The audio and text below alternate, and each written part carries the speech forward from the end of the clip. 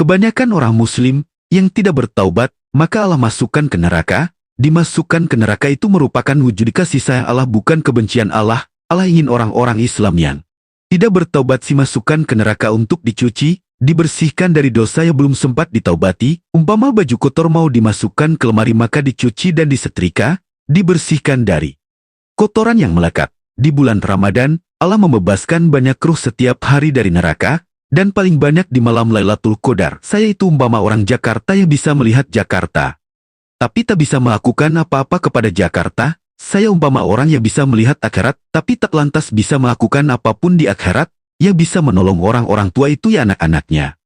Dengan sedekah di malam Lailatul Qadar, semoga bisa membebaskan mereka dari siksa neraka, karena umpama jika orang tua kita sakit juga akan berimbas ke kita mengurusnya. Ketika orang tua kita disiksa di sana, maka akan berimbas ke kita yang di dunia juga merasakan kesempitan. Lalu kenapa anak yang bisa menolong? Kan sudah disampaikan oleh Rasulullah SAW dalam satu hadits, bahwa amal yang tak terputus itu ada 3, amal jariah, ilmu yang bermanfaat, dan doa anak yang soleh. Doa itu jangan diartikan doa, lah kalau doamu gak nyampai bagaimana bisa menolong, nyampai saja tidak, makanya ada embel-embel soleh, harus soleh dulu baru doa itu sampai. Lalu bagaimana kalau saya yang mendoakan? Ya percuma, karena gak ada darah dan bagian orang itu yang saya makan. Kenapa harus anak?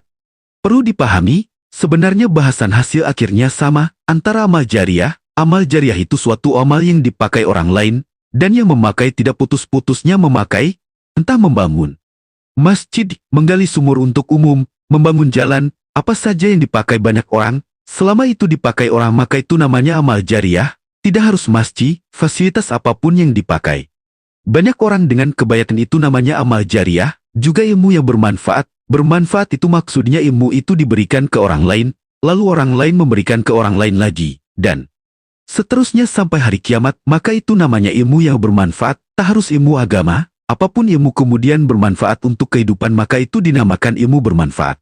Sama dengan kenapa harus anak yang beramal untuk orang tuanya, karena anak itu dari darahnya orang tuanya, jadi otomatis ada bagian orang tua yang dipakai, lalu anak juga diberi makan oleh orang tua.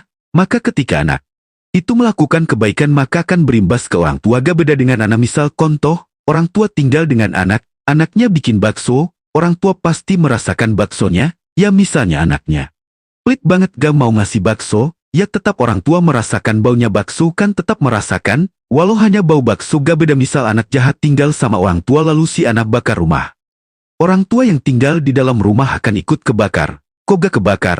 Misal larikan merasakan panas apinya, kalau gak merasakan panas apinya pastilah kena asapnya, artinya anak dan orang tua itu akan tetap terikat. Makanya kenapa Rasulullah SAW menyampaikan kalau doa anak yang soleh yang akan sampai doa amal pertolongan mereka kepada orang tuanya. Bukan saya, kalau ibu saya, nah itu saya yang akan bisa menolong beliau karena saya lahir dari rahimnya dan minum air susunya.